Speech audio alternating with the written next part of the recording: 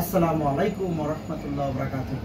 আপনারা জানেন এই সচেতন সোসাইটির কার্যক্রম কি, তার মাঝে অনেক কাজই করি আমরা, কল্যাণমূলক যেখানে কাজ সেখানে। তো বিশেষ করে আমরা যে কাজটা একটা গুরুত্বপূর্ণভাবে করে দেয় সেটা হলো সাহায্য নয়, স্বাবলম্বী।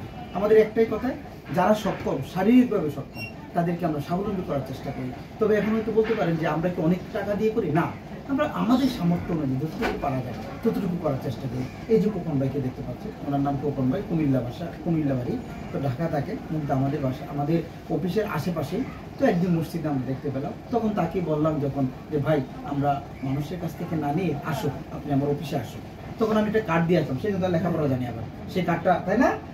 কার্ডটা পরে হ্যাঁ, ও পায়ে অ্যাক্সিডেন্ট হয়েছিল, সেই অ্যাক্সিডেন্ট হওয়ার কারণে কিন্তু সে একটু অক্ষম হয়ে গেল। তখন মানুষের কাছে যখন সাহায্য চাইলো, তখন আমারও খারাপ লাগলো, এই লোকটা ভালো এবং সে স্বাবলম্বী হতে চায়। তখন আমি বললাম, কার্ডটা দিয়ে বললাম যে খোকন ভাই আপনি আসেন আমার অফিসে আসেন। তো আমার অফিসে আসলো, আসার পর তো যাই হোক আমরা তাকে বিভিন্নভাবে চেষ্টা করলাম।